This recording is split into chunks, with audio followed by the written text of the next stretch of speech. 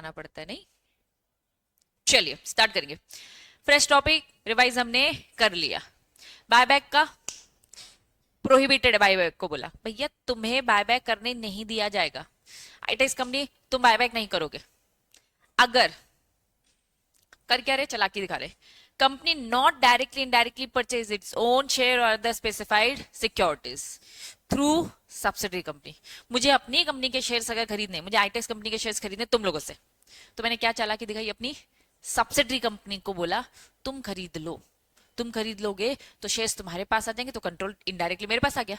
मैं ठहरी holding company, ठीक है।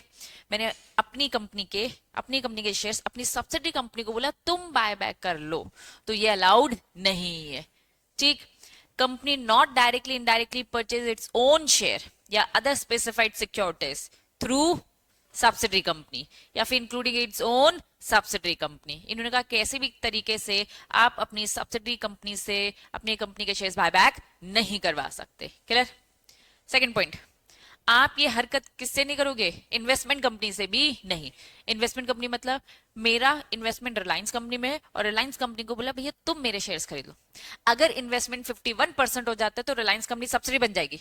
अगर 51% नहीं है, उससे कम है, 30% है, 40% एसोसिएट कंपनी 20% से कम है, तो इन्वेस्टमेंट। तो कह रहे कुल मिला के आप अपनी इन्वेस्टमेंट कंपनी से हेल्प ले रहे हो बायबैक करने का, तो आप ना ही अपनी सब्सिडी कंपनी से बायबैक कराओगे, ना ही अपनी इन्वेस्टमेंट कंपनी और ना ही ग्रुप ऑफ इन्वेस्टमेंट, ठीक है। चलिए, इफ अ डिफॉल्ट, किसमें डिफॉल्ट किया जरा बताओ, टॉपिक बताओ। आपका जो डिपॉजिट है ना, आपने उसको रिपे नहीं किया, आप डिफॉल्टर कंपनी हो।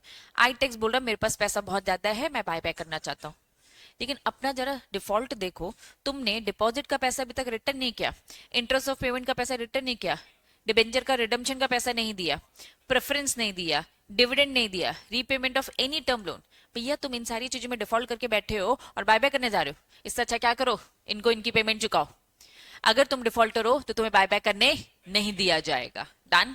चलो, बायबैक इज नॉट प्रोहिबिटेड। अगर डिफॉल्ट क्या कर दी है, रेमेडिएट मतलब क्या, जो गलती करी थी उसे ठीक कर दी है, ठीक है। The period of 3 years has been lapse. अभी के अभी गलती ठीक करी, क्या कल से बायबैक का काम कर सकती हूँ, नहीं। 3 साल का गैप रुकना पड़ेगा, ठीक है। चलो, वेरी गुड, समझ में आया क्या प्रोहिबिटेड है। कंपनी अपने शेयर सब्सिडी कंपनी से नहीं करवा सकती, डायरेक्टली इनडायरेक्टली बायबैक नहीं करवाएगी, ना ही सब्सिडी से ना ही इन्वेस्टमेंट कंपनी। और अगर आप खुद डिफॉल्टर हो तो भी आप एलिजिबल नहीं हो बायबैक के लिए। डन। और 3 साल का गैप होना चाहिए अगर ठीक भी कर दिया आपने गलती तो, ठीक है। चलिए, अब हम सेबी के रेगुलेशंस पढ़ ही रहे हैं, तो सेबी के रेगुलेशन बोलते हैं सेम वही सारी बातें। Not authorise for any buyback, tender offer या ओपन मार्केट, ऑड लॉट तो नहीं है, ठीक है। सबसे पहले कहाँ होनी चाहिए परमिशन, आर्टिकल में कंपनीज एक्ट भी बोलता है, सेबी भी ये बोलता है।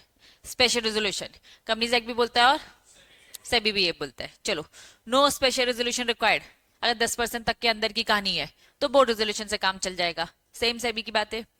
ऑब्टेन, क्या obtain, prior concern of its who is lender, जिनसे हमने उधार ले रखा है, जिनसे हमने उधार ले रखा है, उधार, और हम कह रहे हैं मेरे पास पैसा ज्यादा है, मैं तुमसे क्या कर रही हूँ, बायबैक कर रही हूँ, पैसा रखा है तुमसे शेयर्स खरीद रही हूँ। जब उधार ले रखा है तो उधार को चुका दो तो ज्यादा अच्छा है, लेंडर्स को कोई दिक्कत नहीं है, तुम्हारी इस हरकत से उन्हें कोई दिक्कत नहीं है। मतलब तुम कह रहे हो मेरे पास सरप्लस कैश रखा है, सरप्लस कैश रखा है, चलो मैं तुम्हें तुम्हारा शेयर्स वापस करूं। लेंडर, जिन क्रेडिटर्स ने हमें पैसा दिया था, in case of the breach of any contract with such lender, अगर किसी लेंडर के साथ हमने कोई भी कॉन्ट्रैक्ट क्या कर रखा है, ब्रीच कर रखा है, तो साफ साफ इन्होंने यहाँ पर क्या बोल दिया कि भाई पहले उनसे एक बार कंसर्न ले लो, अगर उन्हें कोई दिक्कत नहीं है तो फिर हमें क्या दिक्कत।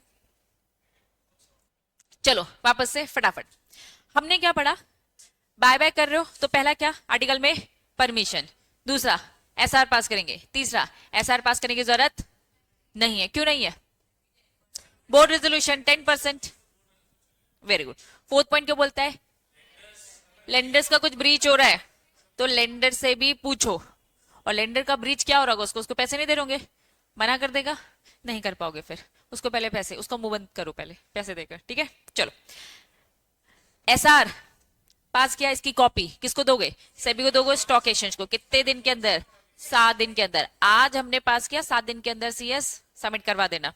बोर्ड रेजोल्यूशन पास किया, सेबी स्टॉक एक्सचेंज 2 दिन। थोड़ा सा अच्छे से ध्यान दो, 7 डेज और 2 वर्किंग डेज, डिफरेंस बताओ जरा।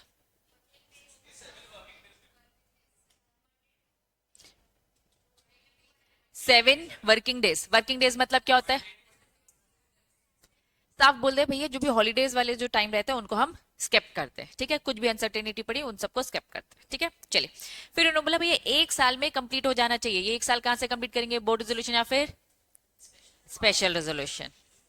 काम खत्म, इन्फॉर्म कर दो भाई आरओसी को, सेबी को 30 दिन के अंदर।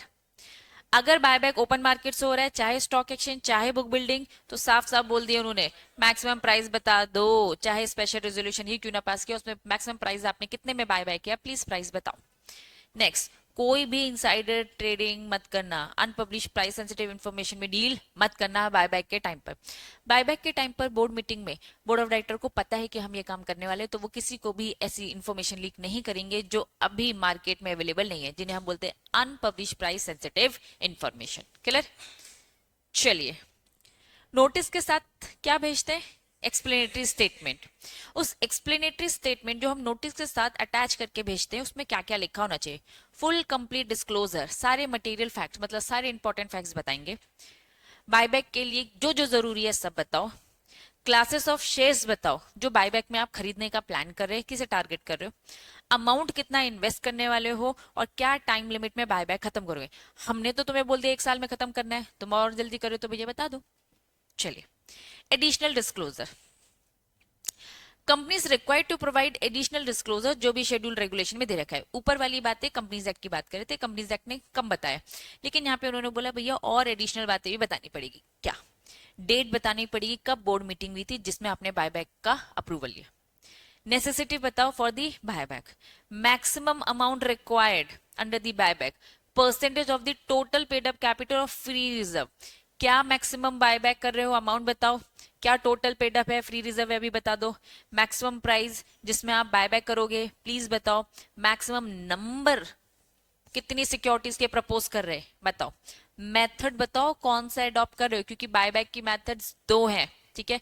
जिसमें से एक आपकी कौन सी आती है? टेंडर ऑफर, दूसरा ओपन मार्केट, फिर उसके अंदर भी बुक बिल्डिंग या फिर stock exchange. Method please specify करो। एग्रीगेट शेयर होल्डिंग बताओ, अभी हमें तुरंत में प्रमोटर की और डायरेक्टर ऑफ प्रमोटर, मतलब हमें प्रमोटर की बता दो, of the directors of the promoters भी बता देंगे। Where the promoter is a company, तो या तो आप हमें प्रमोटर की बताओ अगर वो इंसान है, उसने कितना शेयर होल्ड करके रखा है। लेकिन अगर प्रमोटर कोई कंपनी है, अगर प्रमोटर कौन है? कंपनी, उनके डायरेक्टर की शेयर होल्डिंग हमें बताओ कि अभी फॉर एग्जांपल ये आईटेक्स, रॉकी सर की शेयर होल्डिंग कितनी है, बायबैक हो जाएगा तो उसके बाद कितनी हो जाएगी, हमें इफेक्ट में कितना चेंज आ रहा है हमें देखना है। प्री क्या था, पोस्ट क्या था, सब देखना है। तो प्रमोटर की प्री बता दो। अगर प्रमोटर कोई कंपनी है तो उनके डायरेक्टर की बताओ।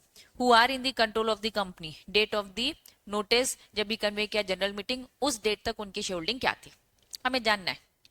Aggregate number of the shares बताओ जो परचेज्ड है या फिर sold by a person including, हमें वो सारे शेयर्स बताओ जो खरीदे या बेचे गए हैं person mention in a A point. A में एक प्रमोटर बैठा है, उस प्रमोटर का नाम बताओ जिसने अभी 6 महीने पहले, जब भी ये बोर्ड मीटिंग होने वाली थी बायबैक की, जिसमें डिस्कशन होने वाला था कि भैया हम बायबैक करने का सोच रहे हो, वो 6 महीने पहले में क्या किसी ने खरीदा या बेचा।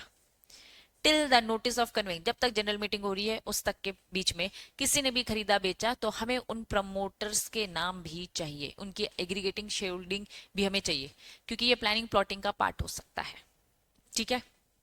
चलिए, मैक्सिमम या minimum price of purchase sale, जो ये प्रमोटर ने खरीदा जो ये बेचा, उसकी मैक्सिमम या फिर मिनिमम प्राइस भी हमें बताइए।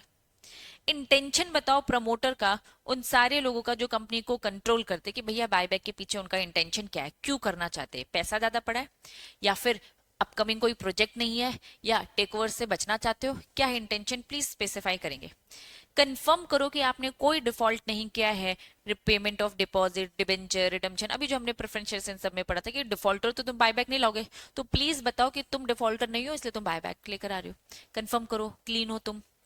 कंफर्मेशन चाहिए हमें बोर्ड ऑफ डायरेक्टर के द्वारा कि फुल इंक्वायरी उन्होंने करी है, और जब इन्होंने इंक्वायरी करी तो उन्हें पता चला है कि हमने कुछ भी उधार उधार कुछ भी डेट ऐसा नहीं है जिससे दिक्कत होगी. No ground on which the company could found unable to pay. ऐसी सिचुएशन है ही नहीं कि हम अनएबल है टू पे इट्स डेट. बात समझ में आ रही है. Company will able to meet its liability. Board of director confirm करो. ज्यादा पैसा है, इनको रिटर्न कर रहे हो, तो पहले ये बताओ जितनी भी तुम्हारी लाइबिलिटी बनती है उन सबको पे करने के लिए तुम्हारे पास सफिशिएंट फंड है कि नहीं, क्योंकि वो सब पहले देखना है, इन्हें बाद में देखना है. तो प्लीज कंफर्म करो लाइबिलिटी आप पे कर लोगे. No insolvent.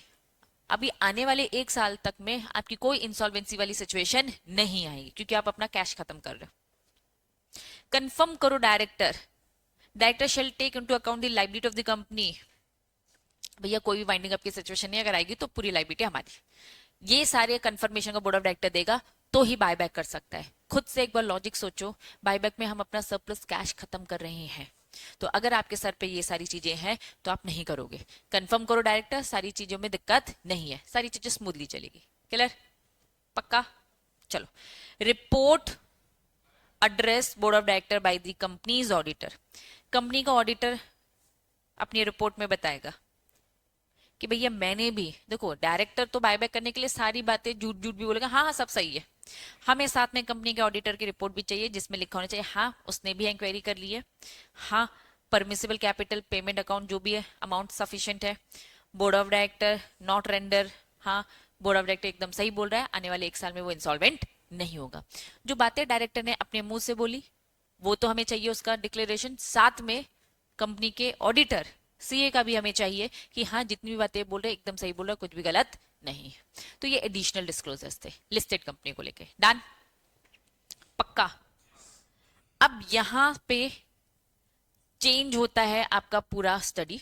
अब हम यहाँ पे पढ़ने वाले हैं प्रोसेस. बायबैक के 2 प्रोसेस हम पढ़ेंगे. टेंडर ऑफर का रूट अगर आपने सेलेक्ट किया तो बायबैक करने का प्रोसेस क्या होगा. ओपन मार्केट के थ्रू जाते हो तो क्या होगा. लेकिन इसे स्टार्ट करने से पहले मैं पहले आपको एक जनरल प्रोसेस पहले समझाऊंगी जिससे तुम्हारे दिमाग में एक ओवरव्यू तैयार हो जाए. वापस अभी बुक नहीं देखना है, ठीक.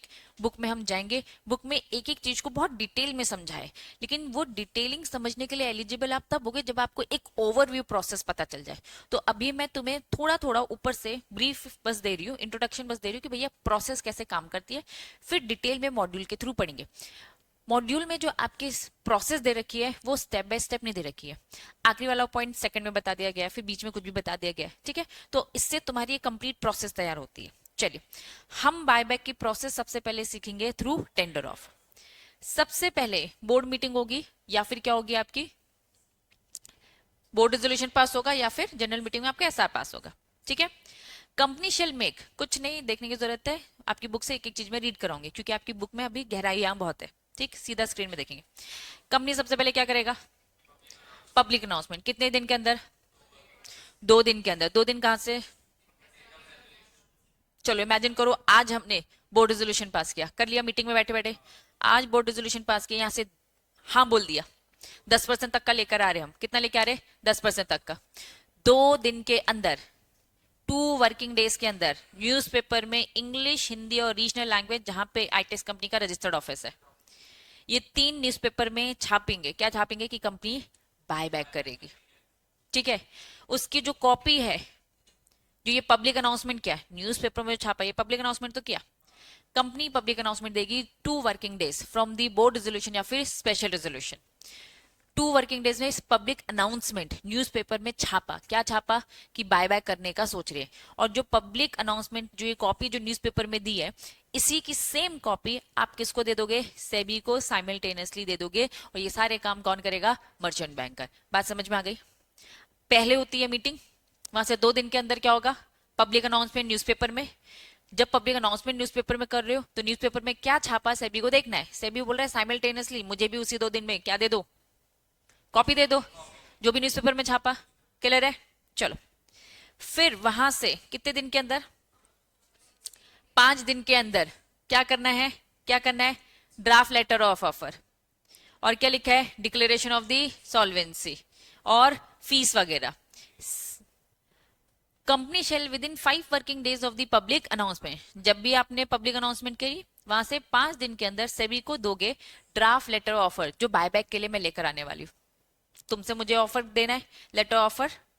अब सेबी को दिया, सेबी कह रहा है कि भैया रुको, पहले मैं इसमें चेक वेक करूंगा, है ना, ये सारी चीजें गलतियां निकालूंगा जो भी है। फिर साथ में तुम ये भी बोलो, बोर्ड ऑफ डायरेक्टर बोल रहा था ना कि हमारी आने वाली एक साल में कोई भी इंसॉल्वेंसी सिचुएशन नहीं आने वाली है, भरपूर पैसा है हमारे पास, ठीक है, तो प्लीज हमें डिक्लेरेशन दो सॉल्वेंसी का, और सेबी को जो भी कुछ भी दे रहे हो तो भैया फीस देना पड़ेगा। अब सेबी क्या करेगी, ड्राफ्ट फॉर्म है तो क्या करेगी, कमेंट वगैरह करेगी, उसमें कुछ गड़बड़ियां निकलेगी 7 दिन के अंदर, ठीक है, समय है सेबी के पास, 7 दिन के अंदर वो गलतियां निकाले। सेबी को लग रहा है एडिशनल क्लैरिफिकेशन, एडिशनल इन्फॉर्मेशन, तो वो और 7 दिन ले लेगा, अभी ओवरव्यू पढ़ रहे हैं, ठीक है। सेबी स्पेसिफाई करेगा जो भी चेंजेस मर्चेंट बैंकर, उसे ठीक करके सेबी को दे दो कि हाँ हमने सही कर दिया है। वापस पहले हमने मीटिंग करी, मीटिंग से 2 दिन के अंदर न्यूज़पेपर में छापा, फिर वहां से 5 दिन के साथ में कॉपी भी दे दी सेबी को। 5 दिन के अंदर क्या किया सेबी को, draft letter offer, declaration of the solvency, fees SEBI को दे दिया। फिर उसके बाद सेबी ने क्या किया, भर भर के कमेंट करे कि भैया ड्राफ्ट लेटर ऑफर में मुझे क्या क्या चेंजेस चाहिए, वो सारे चेंजेस आप करते हो, फाइनली सब कुछ ठीक ठाक करते हो, वापस मर्चेंट बैंक के ये सारे उनको देता है। फिर कंपनी अनाउंस करेगी, क्या अनाउंस करेगी, recorded. What do mean by recorded, close करेंगे और एक डेट निकालेंगे, इस डेट में जो भी शेयर होल्डर होगा उसे बायबैक का ऑप्शन दिया जाएगा, ऑफर दिया जाएगा, ठीक है। चलो, अनाउंस की जाएगी record date for the purpose of security holder who are eligible to participate in the propose buyback offer. अब इन्होंने कहा कि चलिए जो वो लेटर ऑफ ऑफर है ये डिस्पैच करेंगे। पहले यहाँ रिकॉर्ड डेट बताई, पहले क्या बताई, रिकॉर्ड डेट, रिकॉर्ड डेट जिसमें शोल्डर एलिजिबल है, जो रिकॉर्ड डेट में जो नाम आया उनको क्या करेंगे, लेटर ऑफर क्या करेंगे, डिस्पैच करेंगे, ठीक है। लेटर ऑफर में dispatch in the electronic mode, physical electronic दोनों, if shoulder to whom the electronic letter offer is serve demand, अगर वो फिजिकल कॉपी मांग रहा है तो उसे फिजिकल कॉपी दे दो।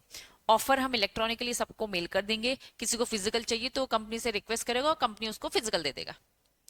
Even eligible share holder not receive letter offer, in case ऐसा हुआ मुझे ये सारा ऑफर तुमको देना है, मैंने इन बच्चों को भी लेटर ऑफर दिया लेकिन ये इनको रिसीव नहीं हुआ, लेकिन याद करो न्यूज़पेपर में तो छपवा दिया था मैंने, न्यूज़पेपर में छपवा दिया था, तुमको पता तो चल गया है, तुम्हें रिसीव नहीं हुआ, बाकी सबको हो चुका है, तुम अब रिक्वेस्ट करोगे।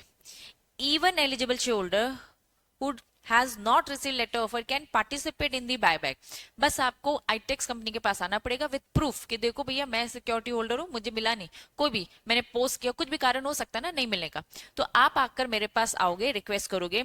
अनरजिस्टर्ड शेयर होल्डर भी आ सकता है वापस, जिसको नहीं मिला वो भी आएगा, अनरजिस्टर्ड शेयर होल्डर भी आ सकता है। अनरजिस्टर्ड कौन है, अगर बेचा,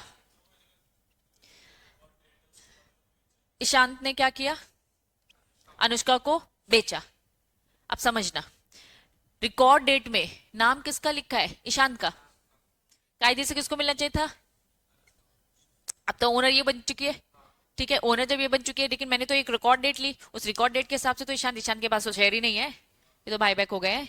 अब बायबैक में इसलिए मुझे शेयर कैसे देगा, मुझे तो इससे लेना पड़ेगा, तो इनके बीच का जो अग्रीमेंट होगा, तो अनरजिस्टर्ड जो कि अनुष्का है shoulder can also participate in the buyback, साथ में बस लेके आना एग्जीक्यूट ट्रांसफर, मतलब वो अग्रीमेंट लेकर आना जिसमें लिखा है कि ईशांत ने इसे शेयर्स बेच दिए हैं, वो deed transfer deed along with the letter offer लेकर आने का, क्लियर है, ठीक। अब आपको क्या करना पड़ेगा, कंपनी बोल रही है बहुत पैसा बहुत पैसा बहुत पैसा, एक अकाउंट खोलो, इसे बोलते हैं भरोसे का अकाउंट, पैसा है। अब तुम लोग आ जाओगे मेरे सर पर कि दीदी ये लो पकड़ो शेयर्स और दो हमें पैसे, मैंने तो झूठ बोला था, मैंने कहा रुको रुको देती देती हूँ, सर्टिफिकेट मुझे आज दे दो, कल आना परसों आना नरसों आना, ऐसे लटका रही हूँ, तो सेबी यही कहेगा कि भैया तुम तो लटकाओगे, तुमको एस्क्रो अकाउंट में पहले पैसे डाल देने, मतलब एक शेड्यूल कमर्शियल बैंक में एक अकाउंट खोलना है, उस अकाउंट को नाम दिया गया एस्क्रो अकाउंट, ठीक है।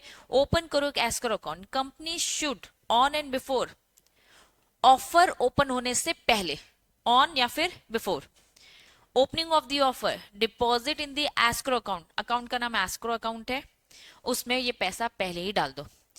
कितना बायबैक में आपको पैसा देना है, मैंने कहा मुझे देना है 50 करोड़, मुझे कितना देना है 50 करोड़, ठीक है। अगर 50 करोड़ देना है तो आप क्या करोगे, 25% 50 करोड़ का भी डाल दो, बाद में रिमेनिंग डालना, ताकि हमें भी भरोसा आ जाए सभी को भी कि हाँ सच में पैसा है जिससे तुम बाय बाय करने का सोच रहे हो, क्लियर है।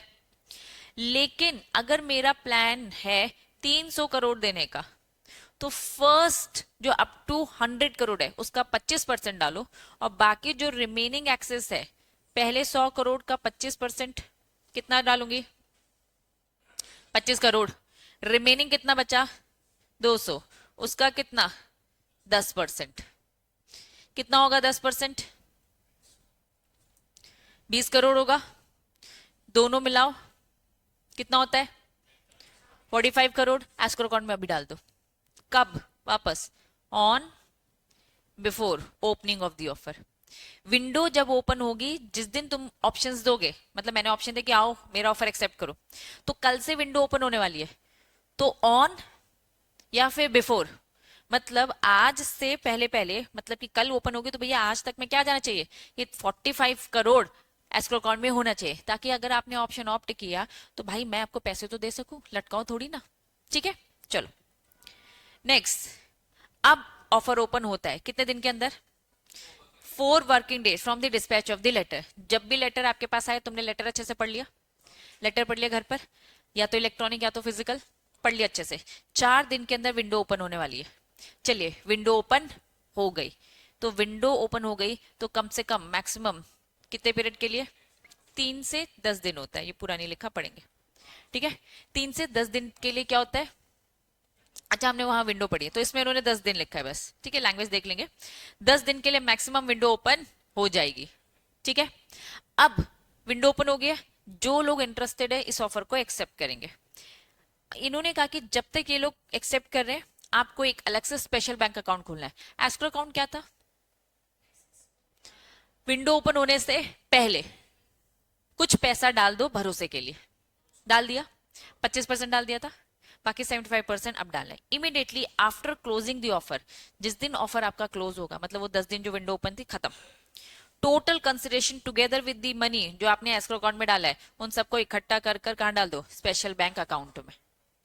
फिर उन्होंने बोला जितने भी ऑफर आए कोई फर्जी तो नहीं लेकर आए अपना, है ना, सर्टिफिकेट खुद से बनाकर, नकली भी हो सकता है, तो प्लीज वेरीफाई करेंगे, और वेरीफाई करने के बाद क्या करेंगे, पेमेंट। कितने दिन का समय, 5 दिन। फिर यहां से उन्होंने कहा कि अब जितने भी हमने चेक करे, हमें जो भी वेरीफाई किया हमें एकदम सही लगा, हमने पेमेंट कर दिया, और जो सर्टिफिकेट हमारे हाथ में रखा है उस सर्टिफिकेट को हमने एक्सटिंग्विश फिजिकली डिस्ट्रॉय किया। जब हम इस फिजिकल सर्टिफिकेट को डिस्ट्रॉय कर रहे थे तो किसके प्रेजेंस में कर रहे थे, कौन खड़ा था, रजिस्ट्रार टू इशू, आरओसी लिखा है क्या, कंपनी का जो रजिस्ट्रार टू इशू है, या फिर कौन होगा, मर्चेंट बैंकर एंड, पहले बता दूं यहां पर पहले सीए होता था, अमेंडमेंट लाकर सीएस कर दिया, नहीं नहीं प्रैक्टिसिंग, ऑडिटर लिखा है ना, ऑडिटर लिखा है, अगर ऑडिटर लिखा है दैट मींस प्रैक्टिसिंग हो। पहले स्टैट्यूटरी ऑडिटर हुआ करता था, अब ये अमेंडमेंट के थ्रू सेक्रेटेरियल ऑडिटर, मतलब जो प्रैक्टिसिंग सीएस होगा उसके प्रेजेंस में इसे डिस्ट्रॉय किया जाएगा, जलाया जाएगा उन सर्टिफिकेट को, ताकि कोई इसे रीयूज गलत तरीके से ना कर ले। तो फिजिकली डिस्ट्रॉय करना पड़ेगा उन सर्टिफिकेट को जो बाय बैक किया है। कौन खड़ा होना चाहिए, या तो रजिस्ट्रार टू इशू, वो सिंगल रहेगा तो काम चल जाएगा, अगर वो नहीं है तो मर्चेंट बैंकर के साथ सॉरी सेक्रेटेरियल ऑडिटर, ठीक है, बताऊंगी। एक्चुअली में लॉ का कंप्लायंसेस है ना, वो क्या ही करेगा, अकाउंट अकाउंट वैल्यूएशन तो है नहीं, इस कारण से उसको हटा दिया। 15 डेज द एक्सेप्टेंस, इन्होंने कहा कि ये सारे काम कब हो जाना चाहिए, ये जो ऊपर हमने पढ़ा ना डिस्ट्रॉय हो जाने चाहिए, डिस्ट्रॉय कब होना चाहिए, 15 दिन date of the acceptance of the, मतलब जब आपने एक्सेप्ट किया ऑफर वहां से, या तो 7 दिन completion of the buyback. Buyback का कंप्लीशन कब होता है, पेमेंट, कहाँ करी थी हमने पेमेंट, वेरीफाई करो पेमेंट करो 5 दिन के अंदर, 5 दिन जैसे खत्म वहां से समय खत्म, वहां से 7 दिन के अंदर अंदर पूरा बायबैक, पूरा जितने भी चिट्टे पिट्टे फॉर्मेलिटीज बची है सब उसको खत्म करो। तो शॉर्ट में मैंने अभी आपको प्रोसेस समझा दी, प्रोसेस आपने पूरी कंप्लीट पढ़ ली। पहले बोर्ड मीटिंग, स्पेशल, अब सोचो मॉड्यूल में कितना होगा, ठीक है, पहले बोर्ड मीटिंग और स्पेशल रेजोल्यूशन, 2 दिन के अंदर इंग्लिश हिंदी रीजनल लैंग्वेज में, कॉपी पब्लिक अनाउंसमेंट की सेबी को देने का, 5 दिन के अंदर ड्राफ्ट सेबी को देना है, लेटर ऑफर, हमने सेबी को पहले क्या दिया था ये बताओ, पब्लिक अनाउंसमेंट की कॉपी जो न्यूज़पेपर में छापा, अब तुम क्या ऑफर देने वाले हो उसका दो फॉर्म, ठीक है, फिर बताओ कि तुम सॉल्वेंट और फीस वगैरह दे दो, सेबी गलतियां निकालेगी उसको ठीक वीक करने का, ठीक है, 7 दिन एंड ऑल ये सब।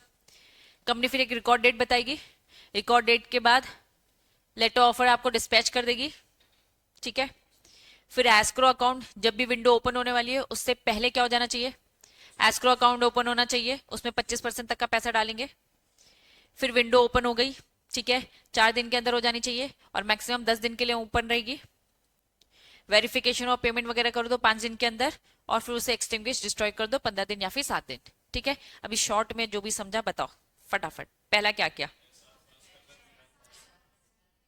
नेक्स्ट 2 दिन वहां से public announcement, Hindi English vernacular और कॉपी वाली बात भी। तीसरा पॉइंट, सेबी को कॉपी दे दी, ये तो इसी में पार्ट था, draft letter offer, declaration solvency और फीस देने का, ठीक है, लेटर ऑफ ऑफर। फिर सेबी ने क्या दिया, कमेंट वगैरह दिया। फिर additional 7 days and all, record date, पहले रिकॉर्ड डेट बताई जाएगी, फिर रिकॉर्ड डेट के बाद रिकॉर्ड डेट बता दिया कौन कौन है, लोगों के नाम की लिस्ट आगे, उनको फिर लेटर ऑफ ऑफर डिस्पैच किया, तो लेटर ऑफ ऑफर क्या किया, डिस्पैच किया। फिर इसी की डिटेल में था कि अगर नहीं आए तो आ जाओ सबूत वबूत लेकर। एस्क्रो अकाउंट, इन्होंने साफ बोल दिया भैया एस्क्रो, एस्क्रो अकाउंट ओपन करना है। फिर उसके बाद एस्क्रो अकाउंट में पैसे डाल दिया आपने, अगर पहले कितने का ला रहे हैं, अगर 100 करोड़ तक का लाओगे तो 25%, उससे ज्यादा लाओगे तो एक्सेस का 10%, 10%, वेरी गुड। एस्क्रो अकाउंट फिर ओपन हो गया है, ठीक है, डाल दिया है पैसे उसमें। फिर उसके बाद हमने विंडो ओपन करी, 4 दिन के अंदर विंडो ओपन हो जानी चाहिए और होगी तो 10 दिन।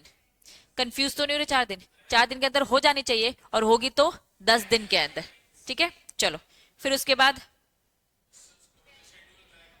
फिर वेरिफिकेशन वगैरह। पहले उन्होंने क्या बोला कि भैया स्पेशल अकाउंट भी खोल लो, उस स्पेशल अकाउंट में बाकी का, यहां तो 25% था, 75% डाल दो। अब तुम्हारे पास वेरिफिकेशन और पेमेंट करनी है 5 दिन के अंदर और यहाँ पे बायबैक का पीरियड खत्म। फिर बायबैक का पीरियड खत्म, हमने 5 दिन और 7 दिन एक्स्ट्रा ले लिए, किसके लिए, एक्सटिंग्विश करने के लिए, फिजिकली डिस्ट्रॉय करने के लिए, जो किसके प्रेजेंस में होना चाहिए, रजिस्ट्रार ऑफ द इश्यू या फिर merchant banker and secretarial auditor, ठीक है। अगर तुम नोटिस करोगे यहाँ पे 15 दिन और 7 दिन की कैलकुलेशन अलग है। कैलकुलेट क्या हो रहा है, 15 दिन कहां से, एक्सेप्टेंस ऑफ द शेयर्स, मतलब शेयर को जब एक्सेप्ट कर लिया हमने, या फिर 7 दिन कहां से, जब बायबैक का पीरियड खत्म, मतलब पेमेंट के बाद से, ठीक है। तो ये जो डिटेल है इसको अभी हम बहुत ज्यादा डिटेल में पढ़ेंगे हर चीज। अब यहां इन्होंने बोल दिया अगर आपके शेयर्स डीमैट फॉर्म में, मतलब इलेक्ट्रॉनिक फॉर्म में, तो सेबी के डिपॉजिटरी पार्टिसिपेशन रेगुलेशंस जो बोलेंगे ना भैया उसके अकॉर्डिंग करने का। आपने प्रोसेस एक कंप्लीट फॉर्म में पढ़ लिया। अब आपकी अगर बुक की लैंग्वेज में जाएंगे तो हाँ, इसका मैं प्रिंट करके दे दूंगी तुम्हें, ठीक है, इसका प्रिंट फॉर्म मिलेगा तुम्हें। अब इसका जो आपको पढ़ना है,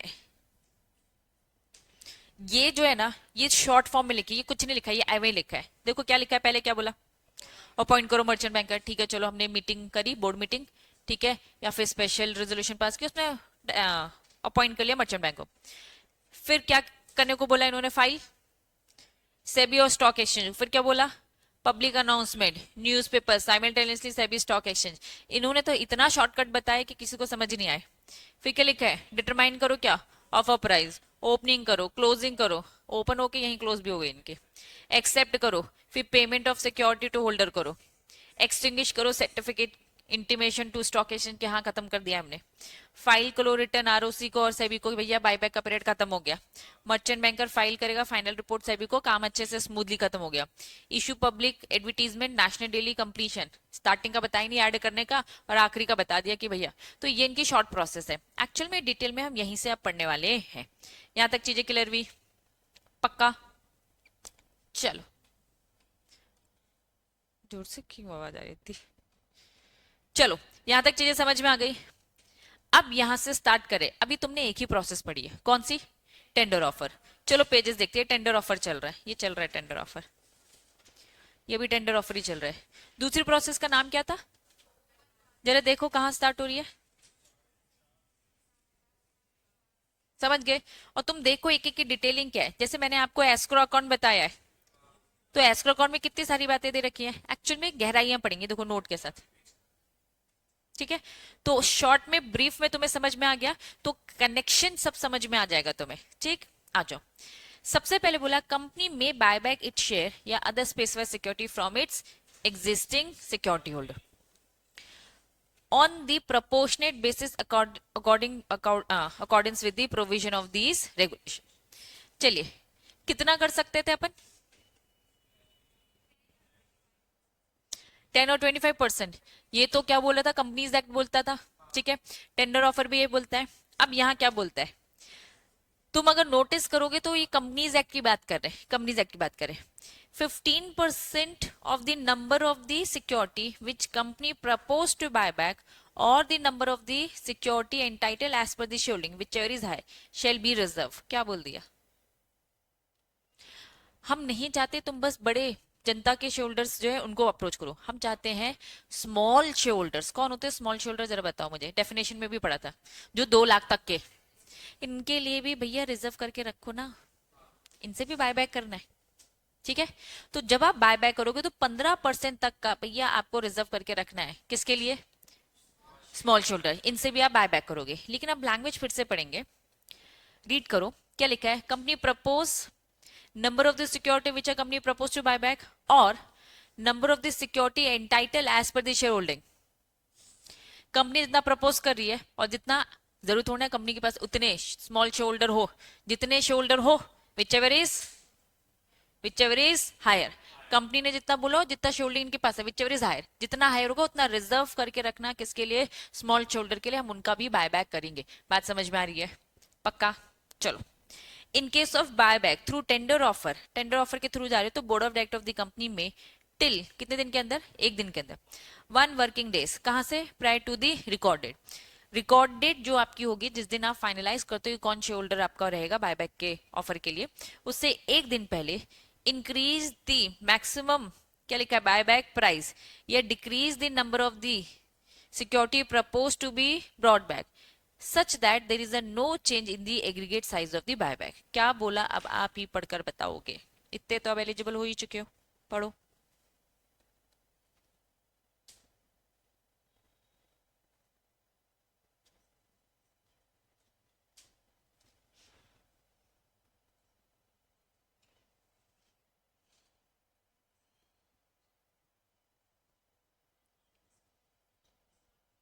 प्राइस क्या कर दी? अगर प्राइस बढ़ेगी तो क्या बोल दिया? बट ऑब्वियस है, इन्होंने कहा साइज तो वही रहेगा ना। मैंने कहा कि भैया मैं 100 करोड़ का ला रही हूँ, ठीक है, तो 100 ही करोड़ है, ये ऐसे ही था, याद करो। या तो 100 रुपए का एक शेयर, या तो साइज तो वही रहेगा ना। प्राइस अगर आपने बढ़ा दी है और नंबर ऑफ शेयर होल्डिंग कम हो गई है तो भैया साइज तो वही रहेगा। बात समझ में आ गई?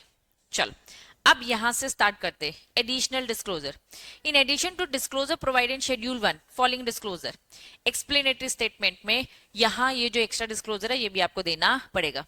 मैक्सिमम प्राइस कितने में बाय बैक कर रहे हो भैया बता दो। Whether the board of director of the company authorize in the general meeting to determine the subsequent specific price with the buyback, भैया जो भी प्राइस है आपको स्पेसिफाई करनी है। If promoter intend to offer his shares, क्या promoter का intention है offer his share, quantum of the shares या फिर other specify propose to the tender, details of their transaction. अब समझो थोड़ा सा, जब हम बायबैक कर रहे हैं, क्या बायबैक में प्रमोटर भी अपने शेयर्स को देने का सोच रहा है? मतलब बायबैक में मैं तुम्हारे शेयर्स खरीद रही हूँ, रॉकी सर कह रहे भैया मेरे शेयर्स भी बायबैक कर लो, हो सकते हैं, कोई दिक्कत नहीं है, हो सकते हैं, बस अपना इंटेंशन बता दो। अगर प्रमोटर तुम पहले ही बता दो कि मैं भी अपने शेयर्स बायबैक में देना चाहता हूँ तो पहले ही बता दो तो करेंगे, बाद में नहीं। Buyback intent, sorry, if the promoter intent to offer his share अगर प्रोमोटर भी कह रहा है कि मेरा भी इंटेंशन है मेरे शेयर्स देने का, या other special security, the quantum of the shares या other special security propose to be tender the details of their पूरे transaction their holding for the last 6 months prior to passing the special resolution, सारी चीजें आप हमें inform कर दो। Clear है? पहला पॉइंट बोलता है मैक्सिमम प्राइस बताने का, और दूसरा क्या बोलता है, प्रमोटर का भी इंटेंशन है अपने शेयर्स देने का, तो वो भी इंटेंशन क्लियर करे, पूरा डिटेल हमें देगी। ठीक, अब यहां से आ जाओ, क्या हमने पढ़ा था प्रोसेस। प्रोसेस में सबसे पहले बोर्ड मीटिंग या फिर बीआर या फिर एसआर पास किया हमने, वहां से 2 दिन के अंदर क्या किया, पढ़ो मुझे बताओ, कुछ अलग है क्या? पढ़ो ये वाला पैराग्राफ।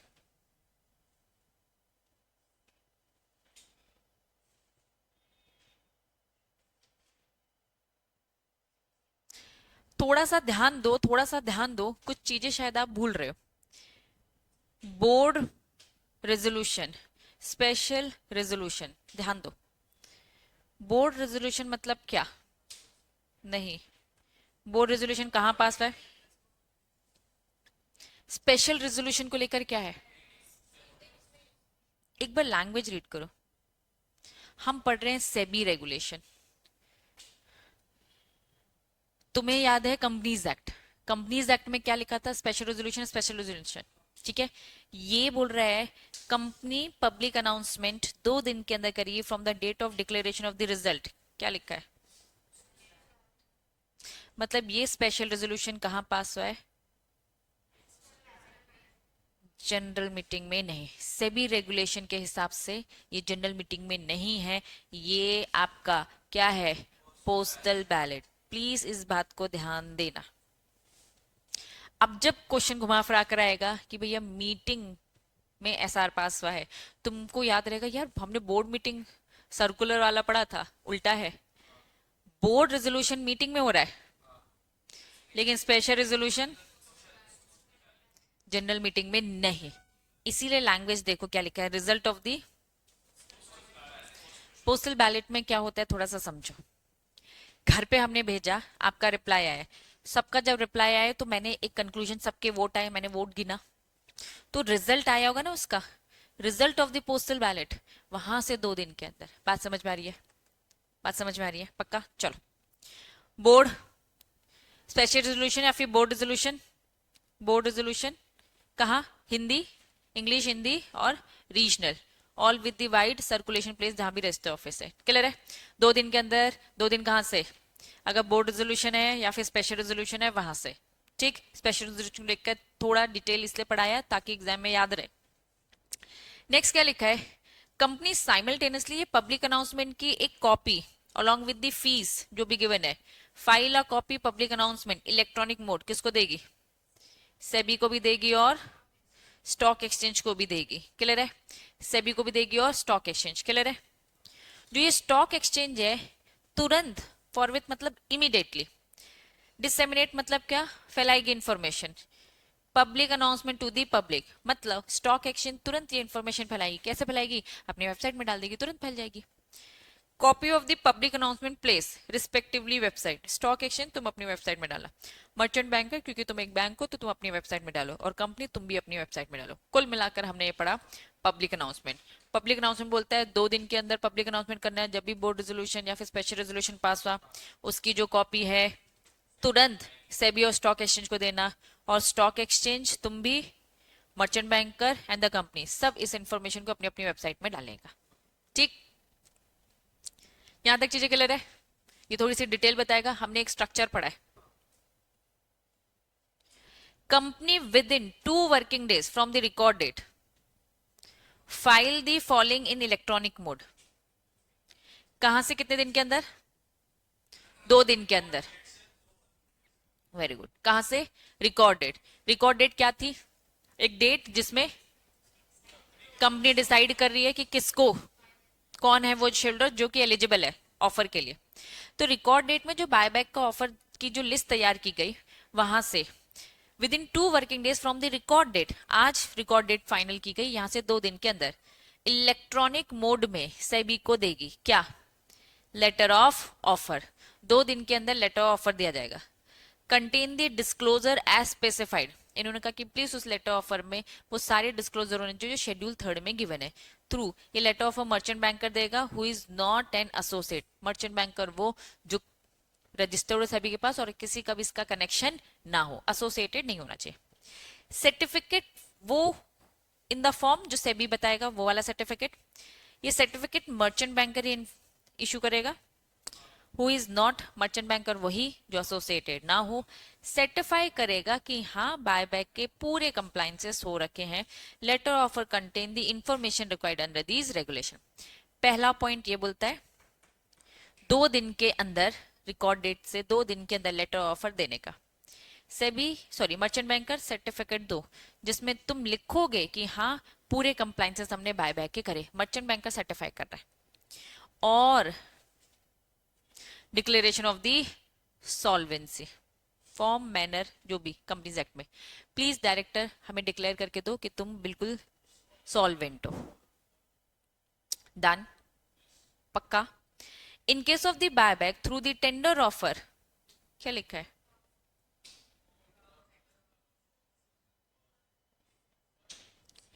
पहले ड्राफ्ट ड्राफ्ट ड्राफ्ट लिखे जाते थे, वो वाली प्रोसेस में बच्चों अमेंडमेंट है, मतलब वो प्रोसेस मत लेना तुम अब, क्योंकि कंफ्यूज हो जाओगे। उसमें ड्राफ्ट था, उसमें से भी क्या दे रही थी, क्या दे रही थी, ऑब्जर्वेशन है ना, कमेंट वगैरह 7 दिन वैसे ये सब हटा दिया गया है। ये न्यू अपडेटेड वर्जन है, समझ में आया? हाँ, ये वाला जो तुम पढ़ ही रहे हो, मतलब कि ड्राफ्ट फॉर्म हटा दिया गया है, मतलब कि वो सेबी कमेंट वगैरह भी नहीं देगी। मैं वो वाला प्रोसेस तुम्हें नहीं दूंगी, तुम्हें उस प्रोसेस में से अगर मैं बताऊं अभी शॉर्ट में तो प्रोसेस में क्या क्या आएगा, वो प्रोसेस से पढ़ना इसलिए जरूरी है क्योंकि क्या होती है एक ओवरव्यू बनता है, तो वो ओवरव्यू के लिए, तो उस ओवरव्यू के हिसाब से आपको क्या करना है, ड्राफ्ट फॉर्म नहीं लगेगा। मतलब ड्राफ्ट ऑफर किसके लिए नहीं लगेगा, टेंडर ऑफर के लिए, मतलब दूसरे के लिए ओपन के लिए लगेगा जिसकी प्रोसेस पढ़ेंगे। यहां तक चीज क्लियर है? चलो, while making buyback offer, जब आप बायबैक ऑफर दे रहोगे, company shall announce record date in the public announcement. मतलब न्यूज़पेपर में ही छाप दिया था हमने वो रिकॉर्ड डेट क्या होगी, for the purpose of determining the entitlement name, ताकि हमें क्या पता चल जाए, रिकॉर्ड डेट से सिक्योरिटी होल्डर का नाम पता चल जाए जिसको हमें ऑफर देना है, who are eligible to participate. ठीक है, ये तो सिंपल बता रहा है। कंपनी डिस्पैच करेगा letter offer along with the tender to all the security holder are eligible to participate। Letter of offer कितने दिन में देना था, 2 दिन के अंदर रिकॉर्ड डेट से, तो भाई हमने डिस्पैच कर दिया। Public announcement disclose dispatch letter offer shall be through, या तो इलेक्ट्रॉनिक मोड होगा in according with the provision, 2 working days from the record date, अभी ऊपर भी पढ़ा हमने, ये रिपीट है, 2 दिन के अंदर वहां से लेटर ऑफर डिस्पैच करना है। Receipt of the request from the shoulder, कोई अगर फिजिकल कॉपी मांगेगा तो फिजिकल कॉपी भी दे देने का। In case eligible public share holder does not receive, ये अभी पढ़ा था, अगर एलिजिबल शेयर होल्डर को रिसीव नहीं हुआ है, even though he can participate, yes वो पार्टिसिपेट कर सकता है, जो मैनर सेबी ने प्रोवाइड करके, मैनर क्या दे रखा है कि सबूत लेकर पहुंच जाओ कि नहीं मिला। Date of opening of the offer not letter then, कितने दिन के अंदर खुल जाना था, 4 वर्किंग डेज के अंदर from the record date. It shall be remain open, ये भी चेंज, 10 कितने टाइम के लिए ओपन होगा, 10 दिन खत्म, 5 दिन के अंदर, ये भी चेंज किया, ये भी अमेंडमेंट का पार्ट है। 5 दिन के लिए विंडो ओपन रहेगी, 10 दिन के अंदर, 10 दिन वाला नहीं। Company shall provide the facility of the tendering share by shoulder settlement same through the stock exchange, मतलब स्टॉक एक्सचेंज का ही प्लेटफॉर्म यूज करना है इन 5 दिन के लिए जो विंडो ओपन है उसको यूज करने के लिए, मतलब कि उसमें ऑफर को एक्सेप्ट करने के लिए।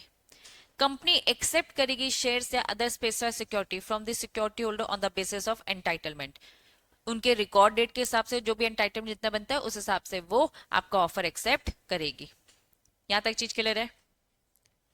2 कैटेगरी में डिवाइड किया गया है शेयर्स को, पहला क्या बोला, रिजर्व, दूसरा क्या बोला, जनरल कैटेगरी। कुछ याद आ रहा है? Reserve category small share holder, कौन होता है स्मॉल शेयर होल्डर, 2 लाख से तक मैक्सिमम। जनरल मतलब अदर, मतलब उनको छोड़ के बड़े। Entitle share in each category calculated accordingly, जिसके लिए जितना है उतना ही। Holding of the multiple demat accounts would be club together, इन्होंने कहा एक शेयर होल्डर है, उसने 4 जगह अपना डीमैट अकाउंट खुला के रखा है, तो क्या चारों जगह से एलिजिबल है? उसने कहा सब में छोटे छोटे छोटे उसको क्लब किया जाएगा, तुम बड़ा शेयर होल्डर हो, तुम स्मॉल नहीं कहलाओगे। Club together identification of the small share holder if sequence, कैसे पता चल जाएगा? पैन से पता चल जाएगा पूरा कि भैया तुम्हारे 4 डीमैट अकाउंट खुले हुए। ठीक है, चलो। All the shoulder is matching. Similarly, in case of physical shoulder, if the sequence of the name is, क्या लिखा है? Joint shoulder. अगर joint shoulder है तो वो भी हम मैच करेंगे, ठीक है, वो भी आइडेंटिफाई करेंगे। कुल मिलाकर अगर आप स्मॉल शोल्डर वाला बेनिफिट लेना चाह रहे हो तो हम पहले आपके सारे डीमैट अकाउंट को क्लब कर कर आइडेंटिफाई करेंगे कि सच में तुम स्मॉल हो कि नहीं। जॉइंट शोल्डर हो तो हम पूरा कैलकुलेट करेंगे कि स्मॉल शोल्डर, जॉइंट में कंसीडर एक ही किया जाएगा। समझ में आया? After accepting the shares and other specified security, tender on the basis of entitlement, other specified security, left to brought back, if any, one category shall be accepted. In case proportion to share other specified security tender over other above their entitled in the offer security holder in that category. Simple भाषा याद करो, इससे पहले ICDR पढ़ा था, तुम्हारे लिए reserve रखा, बच गया अनसब्सक्राइब पोर्शन, तो हम क्या कर देंगे? दूसरी कैटेगरी में पलटा देंगे। यही लिखा है। यस ये वो वाला है, अनरजिस्टर्ड वाला। कुछ पूछ रहे? जिसका नाम पहले लिखा रहता है, और अगर आपने नहीं बताया तो वो एज के हिसाब से पहले जिसका होगा उसको रख देते। तुमने कुछ नहीं बताया, तुम लोगों ने जॉइंट में खरीदा, वो देखिए किसकी एज, जो ज्यादा सीनियर है ना उसका नाम, उसको वो मान लेते कि तुम्हारा पहला होगा और तुम्हारे अकाउंट में सारी डिटेल होगी। तुमने बता दे कि नहीं सबसे छोटे वाले का नाम पहले लिखना है तो कंपनी लिखेगी, अदरवाइज वो सीनियरिटी के हिसाब से डिसाइड करती है। ठीक। If unregistered shoulder, unregistered shoulder को नहीं मिला, एग्जाम्पल वही ट्रांसफर किया था, तो वो क्या लेके पहुंच जाए? Transfer deed proof. ठीक है, please note that shoulder holding share in physical form will not be eligible to. याद करो, इससे पहले आईसीडीआर चैप्टर पढ़ा था, उसमें साफ साफ बोला था बेचना है वापस करना है तो आपको शेयर्स इलेक्ट्रॉनिक डीमैट फॉर्म में होने चाहिए। भैया तुम अगर फिजिकल फॉर्म में हो तो तुम एलिजिबल नहीं हो बायबैक करने के लिए। चाहते हो बायबैक हो जाए, ई फॉर्म में कन्वर्ट करो ना, दान। यहां तक चीजें समझ में आई? अब रोक दूंगी। समझ में आ रहा है क्या पढ़ा? रिवाइज क्या पढ़ा? शुरुआत कहां से करी थी बताओ?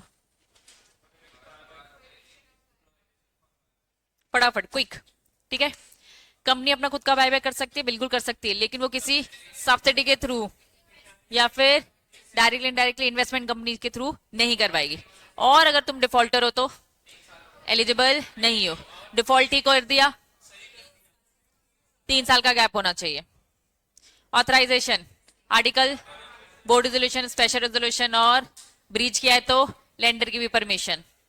7 दिन के अंदर कॉपी एसआर की, 2 दिन के अंदर कॉपी बोर्ड रेजोल्यूशन की दे देना सेबी को और स्टॉक एक्सचेंज को। किसी भी बात है, एक्सप्लेनेटरी स्टेटमेंट में इंफॉर्मेशन दो, एडिशनल और डिस्क्लोजर देना पड़ेगा भाई, ये भी दे दो, लिस्टेड हो इसीलिए। फिर हमने प्रोसेस पढ़ी, प्रोसेस आ जाओ, यहां से स्टार्ट किया। पहले बोर्ड मीटिंग हुआ, 2 दिन के अंदर Hindi English vernacular public announcement किया, छाप दिया। चलो वहां से फिर उन्होंने क्या बोल दिया, 2 दिन के अंदर क्या किया आपने? सेबी को क्या दिया? लेटर ऑफर दिया, ड्राफ्ट नहीं दिया। क्यों? क्योंकि टेंडर ऑफर में ड्राफ्ट फॉर्म नहीं होता है। फीस दे दिया, डिक्लेरेशन दे दिया सॉल्वेंसी एंड ऑल का। ठीक है, फिर इसमें अभी हमने और क्या क्या पढ़ा? आपने डिस्पैच कर दिया वहां से 2 दिन के अंदर लेटर ऑफर। जब डिस्पैच कर लिया तो आपको 4 दिन के अंदर ओपन ऑफर कर देना चाहिए। नहीं, 5 दिन के लिए विंडो ओपन रहेगी। ठीक है, अभी देखो इन्होंने बीच में एस्क्रो अकाउंट नहीं बोला, जबकि हमने प्रोसेस के पार्ट में पढ़ा एस्क्रो पहले होगा। ये एक्चुअल में एस्क्रो बाद में बताएंगे, और एस्क्रो में लिखेंगे, देखो क्या लिखा है एस्क्रो में, 2 working days of the public announcement. ठीक है, 2 working days public as on day, मतलब कि ये प्रोसेस वाइज नहीं बता रही है, बस आपको लॉ बता रहे। आपको कनेक्ट होना चाहिए कि भैया पहले एस्क्रो अकाउंट में पैसा डलेगा फिर ओपन होगा, ओपन होगा तो 5 दिन के लिए ओपन होगा, फिर उसके बाद पेमेंट वेमेंट वेरिफिकेशन, ये सारी चीजें हम पढ़ेंगे। क्लियर है क्या? चलो आज की सभा यहाँ होती है समाप्त।